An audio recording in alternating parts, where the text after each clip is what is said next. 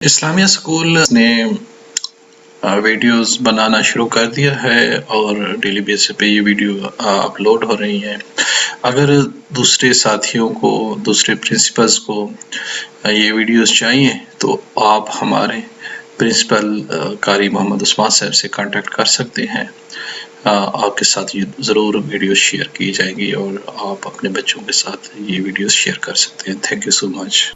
अस्सलाम वालेकुम dear student, मैं डॉक्टर मोहम्मद अमीन, आपका फ़िज़िक्स टीचर। आज हम सेकेंड ईयर फिज़िक्स का 12 चैप्टर करंट एंड इलेक्ट्रिसिटी पढ़ेंगे। और इससे पहले हम चैप्टर नंबर 11 में इलेक्ट्रोस्टैटिक को डिस्कस कर चुके हैं, यानी चार्जेस एट रेस्ट। और करंट इलेक्ट्रिसिटी में चार्जेस इन मोशन, हम मूविंग चार्जेस के बारे में पढ़ेंगे।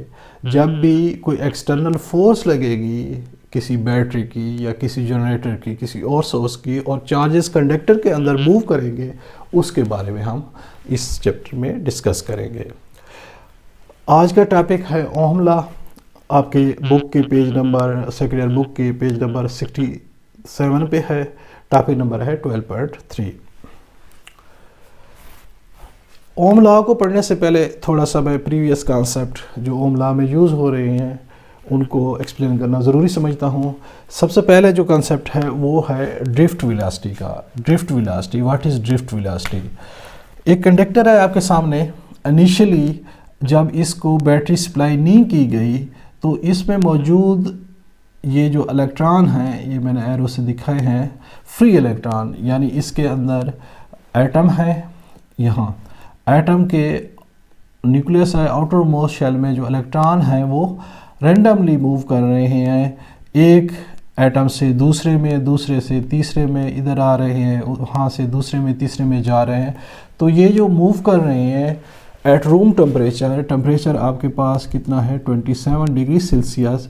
इस टेम्परेचर पे ये इलेक्ट्रॉन जिस वेलोसिटी से मूव कर रहे हैं वो v turns per 5 meter per second, इतनी बड़ी वेलोसिटी है ये।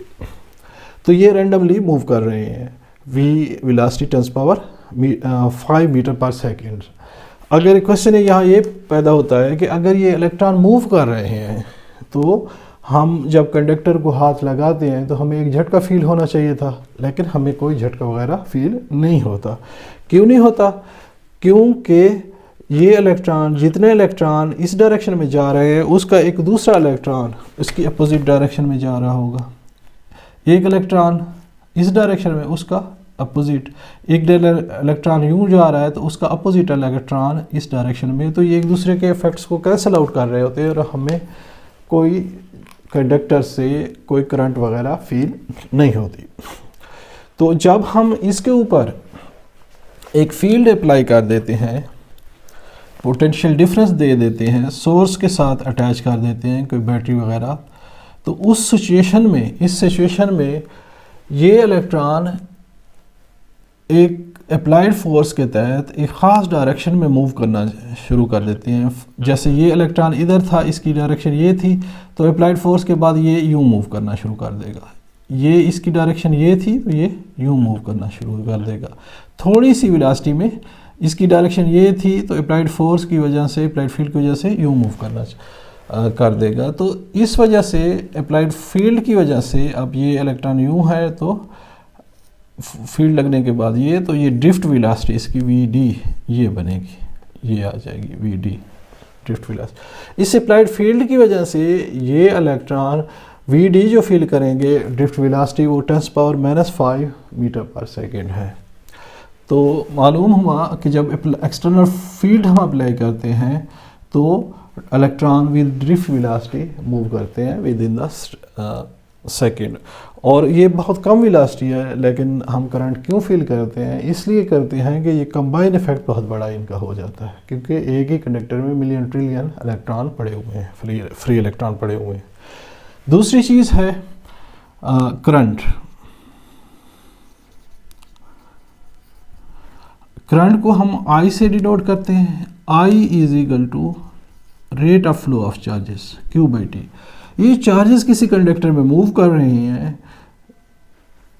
पर यूनिट टाइम जितने जा रहे हैं, तो उसको हम करंट कहेंगे, और इसका यूनिट है कूलम पर सेकेंड और करंट का यूनिट है ampere. Ampere is equal to 1 coulomb per 1 second. जब 1 कूलम चार्ज किसी कंडक्टर में 1 सेकंड में फ़्लो हो तो हम कहेंगे 1 एम्पेयर करंट वहाँ फ़्लो हो रहा है। तो अब आ जाते हैं हम ओम लॉ। ओम लॉ को हम डिफ़ाइन यूँ करेंगे, the current in a conductor, किसी मूसल में, यानी मूसल जिसमें से बिजली गुजर सकती है, is directly proportional to the potential difference. रास्त तनासब में है, डायरेक्टली प्रोपोर्शनल, रास्त तनासब में, टू द पोटेंशियल डिफरेंस और वोल्टेज एट इट एंड्स। इसके एंड्स पे जो, अब आपके पास ये कंडक्टर है,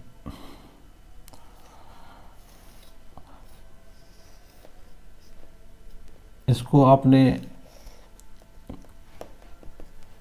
करंट दिया, इलेक्ट्रॉनिक करंट यूँ फ्लो कर रहा है due two charges, electronic current यूँ फ्लो नेगेटिव से पॉजिटिव टर्मिनल ऑफ बैटरी यूँ जा रहा है।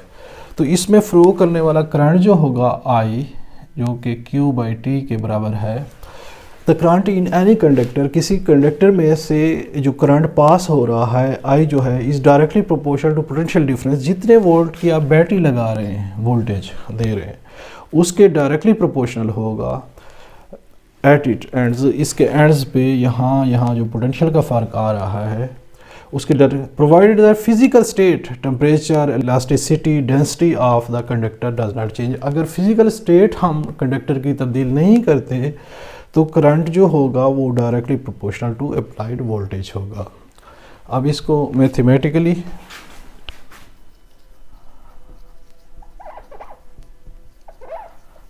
यूँ हम लिखते हैं, वी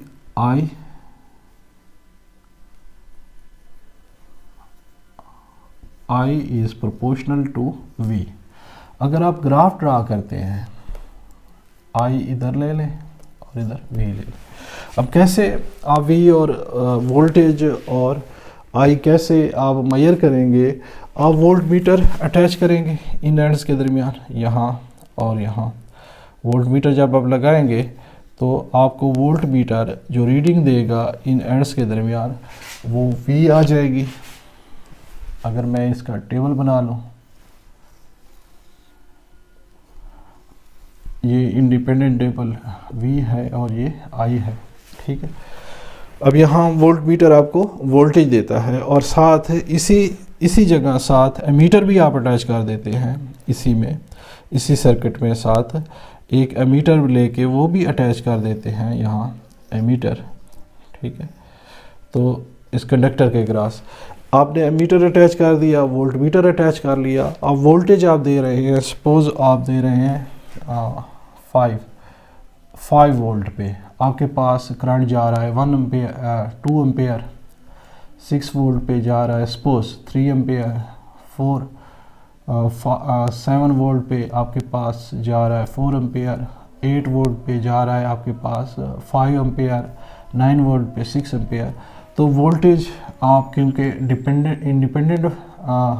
इंडिपेंडेंट वेरिएबल है, इधर ले लेंगे इस एक्सेस के इलांग आप, और करंट इस एक्सेस के इलांग। तो ये यहाँ आपके पास ये 5, 6, 7, 8 और सो ऑन।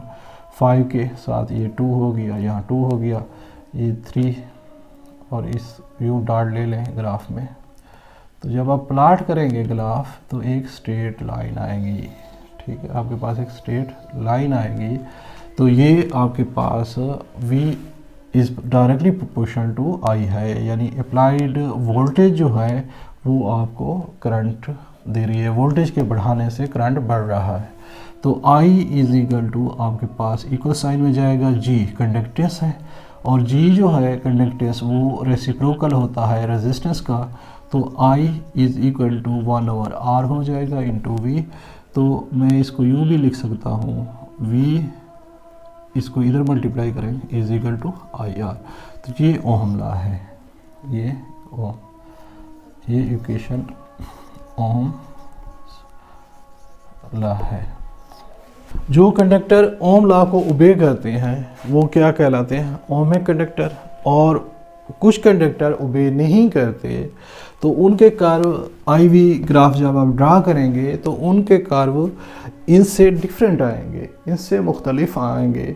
जैसे for example filament of bulb है, जैसे नॉन ओमिक कंडक्टर, ये कर्व किसके आएंगे? मेटल्स के, ये मेटल्स होंगी वो आपके।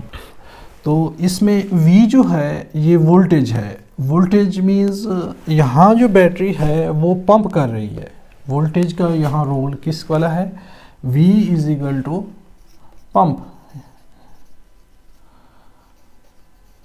पुश कर रही है, पंप कह लें या इसको कह लें पुश। V वोल्टेज इस बैटरी की वजह से है और ये चार्जेस को पंप कर रही है, चार्जेस को पुश कर रही है, ये धक्का दे रही है। I करंट, चार्जेस फ्लो हो रहे हैं, करंट इसमें जो I है वो फ्लूइड है, यूँ समझने कि वो क्या है, उसका बिहेवियर एक फ्लूइड वाला है, I चार्जेस का फ्लूइड। और R रेजिस्टेंस है, R इसमें रेजिस्टेंस है। इस कंडक्टर के जो एटम्स हैं वो चार्जेस को के फ्लो में रुकावट डाल रहे हैं, तो वो अपोजिशन है, अपोज कर रहे हैं, अपोजिशंस। तो हमारे पास ओम लॉ आ जाएगा आपके पास, push is equal to flow यानी करंट फ्लूइड और मल्टीप्लाई बाय अपोजिशंस। अपोजिशन यानी चार्जेस की जो रुकावट डाल रहे हैं चार्जेस के मोशन में। हमारे पास ओम लॉ, वोल्टेज पुश है, करंट फ्लूइड है, चार्जेस है, फ्लो हो रहा है फ्लूइड, और आर अपोजिशंस है, मुखालफत डाल रहा है चार्जेस के फ्लो में। तो हमारे पास इसको यानी यूँ भी शो कर सकते हैं हम। आप स्लोप ले लें, यहाँ पे इसका स्लोप ले लें, I इस तरफ और V इस तरफ, तो आपके पास ये जो I ओवर V है ये आपको क्वांटिटी देगा 1/r, यानी ये आपके पास 1/r होगी अगर आप स्लोप की टर्म में। तो V is equal to IR, यहाँ से भी आप निकाल सकते हैं V is equal to IR। जो ओमिक कंडक्टर्स होंगे मेटल्स खासकर, they obey the Ohm law. जो ओमिक होंगे they obey the Ohm law, Ohm law को ओबे करेंगे। आईवी ग्राफ इनका जो, अगर करंट को वाई एक्सिस लेंगे, डेफिनेटली आप करंट को वाई एक्सिस ही लेंगे और वी को इलांग एक्सिस लेंगे, तो आईवी ग्राफ आपका एक स्ट्रेट लाइन आएगा, ओमिक कंडक्टर कहलाएंगे। और कुछ मटेरियल्स हैं जो ओम लॉ को ओबे नहीं करते, उनको नॉन ओमिक कंडक्टर हम कहते हैं। जैसे कि फिलामेंट ऑफ बल्ब है, इनिशियली आप उसको वोल्टेज देते हैं, करंट रेज होता है, और जब फर्दर वो हीट अप हो जाता है तो फिर फर्दर करंट नहीं रेज होता उसमें, फर्दर वोल्टेज बढ़ाने से, तो कर्व यूँ आ जाता है।